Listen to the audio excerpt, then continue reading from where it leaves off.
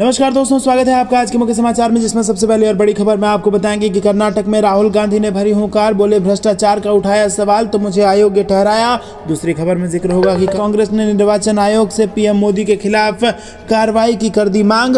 चौथी खबर में जिक्र होगा कि भाजपा को कर्नाटक में सता रहा है हार का डर, अशोक गहलोत का बयान। और पांचवी खबर में आपको बताएंगे कि प्रधानमंत्री बन चुके हैं प्रचार मंत्री, पीएम नरेंद्र मोदी पर कांग्रेस ने कसा तंज। दोस्तों, हर एक खबर की गहराई में आपको ले जाएंगे, लेकिन उससे पहले अगर आपको भी ऐसा लगता है कि कर्नाटक में बन रही है कांग्रेस की प्रचंड बहुमत से सरकार, तो वीडियो को लाइक करके कमेंट में लिखिए जय हिंद। और साथ ही साथ रोज की इस प्रकार की खबरों के लिए चैनल को सब्सक्राइब करके बेल आइकन दबाइए। दोस्तों, रुक करते हैं सबसे पहले और बड़ी खबर की तरफ। कर्नाटक में राहुल गांधी ने भरी हुंकार, बोले भ्रष्टाचार का सवाल उठाया तो मुझे अयोग्य ठहरा दिया। जी हां दोस्तों, कर्नाटक में 10 मई को विधानसभा चुनाव होने वाला है। ऐसे में तमाम राजनीतिक पार्टियों ने अपनी पूरी ताकत झोंक दी है और इसी बीच ग्रैंड ओल्ड पार्टी कांग्रेस की रविवार को अनेकल में एक जनसभा हुई। यहां पर पार्टी नेता राहुल गांधी ने जमकर हुंकार भरी। राहुल गांधी ने अपनी जनसभा में मणिपुर हिंसा का भी जिक्र किया और उन्होंने कहा कि मणिपुर में आग लगी हुई है, लोग मारे जा रहे हैं, लेकिन प्रधानमंत्री और गृहमंत्री को इससे कोई लेना देना नहीं है। मणिपुर नफरत की राजनीति के कारण जल रहा है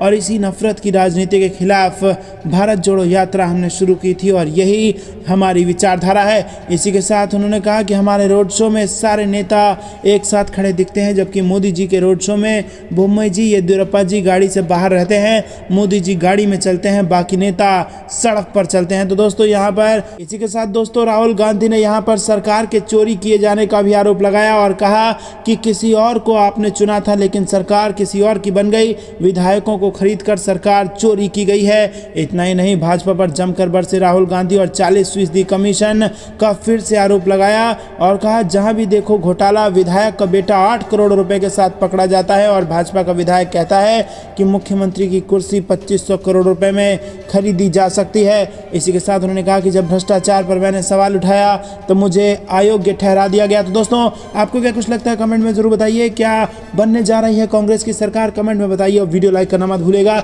रुक करते हैं अगली ब्रेकिंग न्यूज की तरफ। कर्नाटक में महंगाई और बेरोजगारी का आतंक, प्रियंका गांधी का पीएम मोदी पर बड़ा हमला। जी हां दोस्तों, कांग्रेस महासचिव प्रियंका गांधी ने रविवार को पीएम मोदी पर तीखा हमला बोला और उन्होंने कर्नाटक के मोदबिद्री में एक जनसभा को संबोधित करते हुए कहा कि प्रधानमंत्री मोदी जी यहाँ आकर कर्नाटक में आतंकवाद की बात करते हैं, मुझे लगा ये तो वो जगह नहीं है, यहाँ विकास की बात करने की बजाय आप आतंकवाद की बात कर रहे हैं। इसी के साथ आपको बता दें कि उन्होंने आगे कहा कि अगर आतंक है तो महंगाई और बेरोजगारी का आतंक है।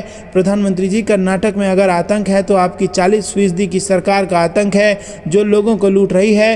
हर रोज 5 किसान आत्महत्या से मर रहे हैं। कर्नाटक में 4 सालों में 6487 किसानों और गरीबी की वजह से 542 लोगों, बेरोजगारी की वजह से 1675 लोगों और कर्ज घाटे की वजह से 3734 लोगों ने आत्महत्या की है। तो दोस्तों, यहाँ पर आंकड़ों के साथ पोल खोल दी है प्रियंका गांधी ने और बड़ा बयान देते हुए कहा कि कर्नाटक में महंगाई और बेरोजगारी का आतंक है। रुक करते हैं अगली ब्रेकिंग न्यूज़ की तरफ, जिसमें आपको बता दें कि कांग्रेस ने निर्वाचन आयोग से पीएम मोदी के खिलाफ कार्रवाई की कर दी है मांग। जी हां दोस्तों, आपको बता दें कि कांग्रेस ने शनिवार को निर्वाचन आयोग को पत्र लिखकर प्रधानमंत्री नरेंद्र मोदी की वोट बैंक की खातिर कांग्रेस द्वारा आतंकवाद को पालने पोसने की टिप्पणी के लिए उनके खिलाफ कार्रवाई की मांग की है और कहा है कि उन्होंने लक्ष्मण रेखा को लांघ दिया है। शुक्रवार को बेल्लारी में एक रैली में मोदी के आरोप पर कड़ी आपत्ति जताते हुए विपक्षी दल ने कहा कि कर्नाटक का माहौल बिगाड़ने के लिए उन्होंने दुर्भावनापूर्ण तथा झूठा आरोप लगाया। बता दें कि प्रधानमंत्री मोदी ने वोट बैंक की राजनीति की वजह से आतंकवाद को पालने पोसने और उसे पनाह देने का कांग्रेस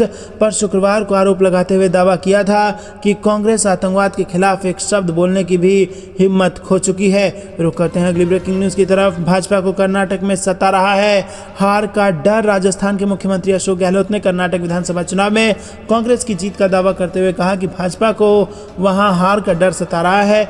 गहलोत ने शनिवार को यहां मुख्यमंत्री निवास पर पत्रकारों से बातचीत की और कहा कि कर्नाटक में चुनाव प्रचार के दौरान दौरान मैंने लोगों की भावनाओं को समझा है और मुझे पूरा यकीन है कि कर्नाटक से भाजपा की विदाई तय है। उन्होंने कहा कि भाजपा को कर्नाटक में हार का डर सता रहा है।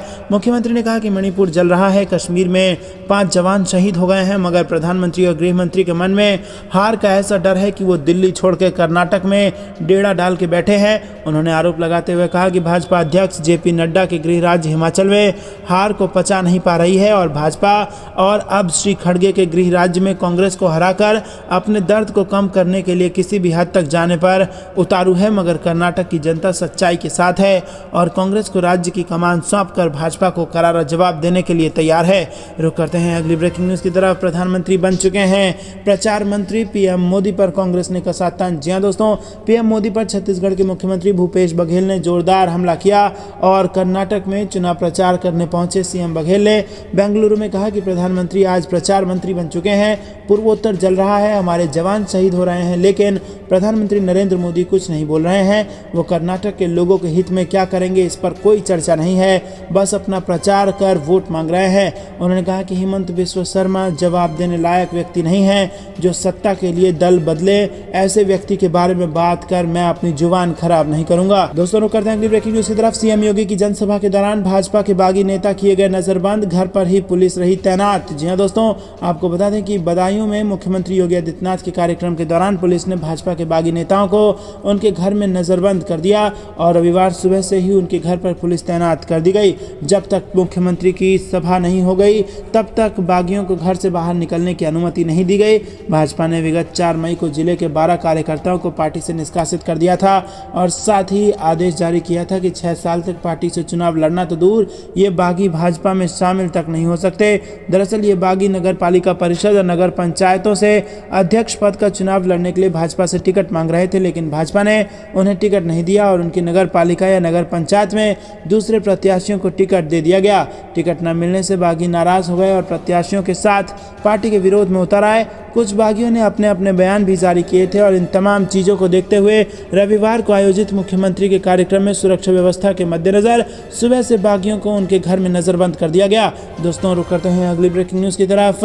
खड़गे ने पीएम मोदी पर किया कटाक्ष, कहा सिर्फ उनकी जैकेट ही मशहूर है और वो इसे दिन में 4 बार बदलते हैं। जी हाँ दोस्तों, आपको बता दें कि प्रधानमंत्री नरेंद्र मोदी पर तीखा हमला करते हुए कांग्रेस अध्यक्ष मल्लिकार्जुन खड़गे ने रविवार को कहा कि सिर्फ उनकी जैकेट ही मशहूर है। जी हाँ दोस्तों, मल्लिकार्जुन खड़गे ने आरएसएस और भारत की आज़ादी में भाजपा के योगदान का मुद्दा उठाते हुए दावा किया कि जब कांग्रेसी अपने प्राणों की आहुति दे रहे थे तब आरएसएस के नेता सरकारी पद पाने में व्यस्त थे। मोदी कहते रहते हैं कि कांग्रेस ने पिछले 70 सालों में क्या किया है।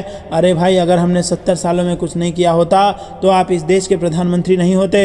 हम आज़ादी लाए। कर्नाटक में 10 मई को होने वाले विधानसभा चुनाव से पहले यहाँ एक जनसभा में राज्यसभा सदस्य ने कहा कि महात्मा गांधी ने अपनी जान जोखिम में डालकर हमें आज़ादी दी है।